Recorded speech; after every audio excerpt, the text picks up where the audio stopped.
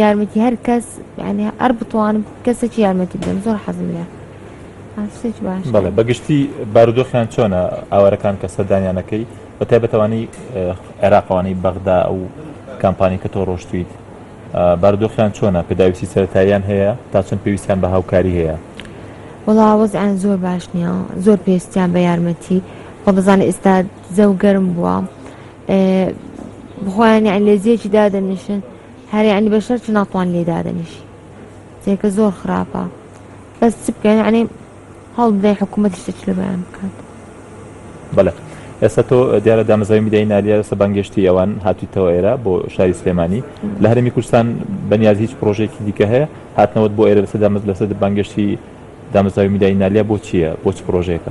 هاتم بۆ کوردستان چکە ئەمە تەفیز کرامە نەهاتمەوە ئێرە هاتم وتم دووسی ئەوەی ئاکتیڤ بکەم نشاتێکی بکەم لێرە یعنی شتێکی بکەم کە یعنی کە ینی کە دەرێن ئەو کچی کورد لەواتی بوتە شازوان هەموو خەڵک دەرێ قسە دەکە لۆ نەهاتەوە کوردستان لۆ شتێکی نەکرد ئەز ئێستا هاتم شتێکی بکەم شتێکی گەورەش نێبی بەسیت بیانی شتێکی بکەم لێ.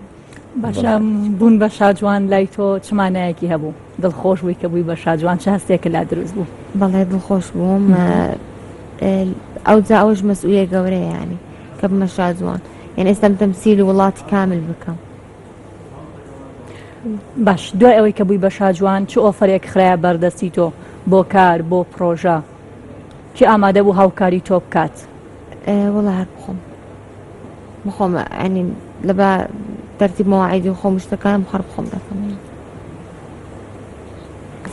بەڵێ تا چەند دوایەوەی کە هەڵ بژێڕایەوە شاجوان لەگەڵ ڕخراوەکانی دەرەوە یاخود لەگەڵ لایانی دەرەوە هیچ هەمانگیە کرد یاخود قسە لەگەڵ کردوون یاخود بانگهێشتان کردووی بۆ هیچ مهێرجانێکی نێودەوڵەتی بۆ ئەوەی بتوانی بەشداری بکەیەوە دواتریش یاخود هاوکاری خەڵکی عێراق بکەی بەگشتی؟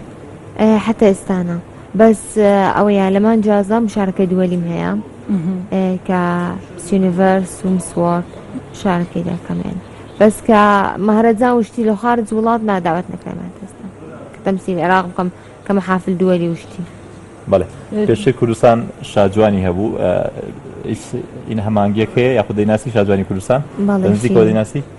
هیچ پرۆژەیەکتان نییە بەرنامەتان نییە بەیەکەوە دوو شاجوان پرۆژەیە بکەن لە کوردستان یاخود لە عێراق؟ نە هەتا ئێستانە بەس ئەی ناسمێن هەوڵتان نایەوە کارێکی هاوبەش بەیەکەوە بکەن گفتوگۆتان نەکردووە لەسەر یان پلانێکتان دانەناوە کارێکی هاوبەش بکەن؟ هەتا ئێستانە. باشە وتت مانگی ئازار داوەتی بۆ کۆنفرانسێک باست کرا مەهرەجانێک زانیاریمانەی تێ لەسەر مەهرەجانە؟ باش ئەوەی کە ئەتەوێ بیکەی ئەو پرۆژانەی ئەتەوێ جێبەجێ بکەی لە داهاتواچین تەنها هاوکاری پلانی داهاتووی تۆ چییە؟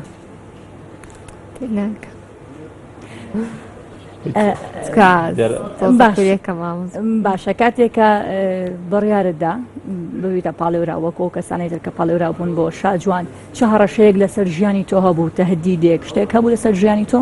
یەکەم جار تهدید لەسەر ژیانم بوو لەوات تەتویج کرایمە یان بخۆت بەزای کە دیتت لە مەواقع تاواصل اجتماعی کە داعش تهدیدی کرد ئەو شتانە ینی تهدیدی کرایمە زۆر لە کێوە تهدید کرای باسییان لەوە کرد کە داعش هەڕەشەی کردووە؟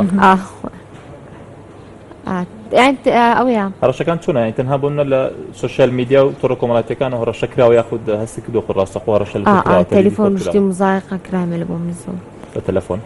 باشە شاجوان لەکوێ لەدایک بووە؟ لە کەرکووک. کەرکووک؟ ئەکرێ بزانین تەمەنی شاجوان چەندە؟ ڕەنگە پرسیار بەلای زۆر کەس؟ 20 ساڵ. زۆر باشە. چ داواکاریەکت هەیە پێویستە کێ دەستی تۆ بگرێت تا بتوانانی پرۆژەکانی داهاتووی خۆت جێبەجێ بکەیت؟ چی لایەنێک هاوکاری تۆ بکات داوا لە کێیەکەی داوا لە حکوومەتەکەی داوا لە ڕێکخراوەکەی لە کەسی سەرمایه‌دارەکەی داوا لە کێیەکەی بۆی دەستگیرۆی تۆ بکات تاوەکو لە داهاتوە بتوانی پرۆژە و پلانەکانی خۆت جێبەجێ بکەیت؟ داواتی لە حکوومەت بکەم کە ئەمن کە بوومە شازوان هەتا ئێستا کەسیانی پشتمی نەگرتێکەکە لە بە ئەو نەشات شتەکانی بکەم یعنی هەمار بوو خۆم بکەم حەزم لێ بوو بەس کە یارمەتی خەڵک بدەن کە ئەو ئاوارانە هەر یعنی شتێک لێ لە بۆیان بکاتەوە کەزانم خۆستە جەوە گەرم بووە زۆر پێویستیان بەشتە. باشە لە ماوەی ڕابردوودا چەندین جار هونەرمەندی بیانی لە وڵاتەکانی ترەوە هێنراونەتە هەرێمی کوردستان و چەندین جار پارە بۆ ئەمانە سەرف کراوە تۆ تا چەند داواکەی کە ئەو خزمەت گوزاریانە یان ئەو پارە و پێداویستیانە بۆ کەسانی ناوخۆی وڵات دابین بکرێت تا بتوانن پرۆژەکانی خۆیان جێبەجێ بکەن. ڕەنگە باش لە پرسیارەکان تێنەگەی تۆ دراست کوردی بووە کە عەرەبی بووە جگە لە زمانی عەرەبی کوردیش بێگومان چەند زمان دەزانی با پرسیاریەوە بکەم لەبەری ڕەنگە پرسیارەکان باش باش نییە عەرەبیەکە و تورکمانی و سەتان فەرزە تورکیەکەی ئەزانم زمانم لە کوردیەکە تۆزێک ئەوەی باش نیە چکە من تاکم عربە بە ئەوزە بە عربی قسە بکەم بەردەوانی کوردیەکەش یعنی کم ئەوەیە قسە بەتەمانیت هەوڵ بی بۆی زمانی کوردیەکەت باشترکەی زمانی تر چەند زمان دەزانی عەرەبی و باس لەوگە تورکمانی و تورکی بەڵێ بەس لەوە کرد تۆ تهدیدت لێ کراوە دوای ئەوەی کە تهدید کراوە تا چەند هاوکاریت کراوە بۆ لایەنی ئەمنی حکوومەت هاوکاری توی کردو بۆ پاراستنی ئەمنەتی خۆت هاوکاری کراوی؟ یەکەم جار بەڵێ بەس ئێستا ئەوەیە یان بەم بوتە شتێکی ئاساییە تەبیعیە باشمان پێ نەدا ئەو مەرجانە چی بوون کە پێویست بووها بێت تاوەکو تۆ ببی بە شاجوان بۆ اختیارکردنی شاجوان چ مەرجێک هەبوو؟ یعنی لەبەر اختیاران کردن لەسەر ئوسوس سەقافی و دراسە تەفاسیری جسمی شتی احتیمامیان نەدایتیان بە جوانی 125 دایتیان لە بە جوانیشتی یان لە بە ئوسوس سەقافی و کە ئەو کتاب بتوانی کە تەمسیری عێراقی بە ئەوەیە پشتێکی باش بێت. بەڵێ ئێستا تا چەند لەڕێی تۆڕە کۆمەڵایەتیەکانەوە ینی فەیسبوک بۆ نە تۆڕە کۆمەڵایەتەکان بەگشتی بەکارێنی بۆ هەوادارانی خۆت ئەو کەسانی کە چاودێری کار و چەرەکیەکانی تۆ دەکەن تا چەند لە سوشیال میدیا بەکارێنی فەیسبوک تویتەر ئەوانە بۆەوەی کە هەوادارانی خۆت فانەکانی خۆت ئاگاداری ئینستاگرام بەڵێ بەکارێنم یان تەواس لەگە فانزەکەی خۆم ئەکەم بەردەوانی ئەم بەس زۆر وەختی نادەم ڕۆژێک 2 ساعات. زۆر سپاس بۆ سپاس دەکەین بەسم هاتیتە سلێمانی شارێکی چۆنە بەلاتەوە؟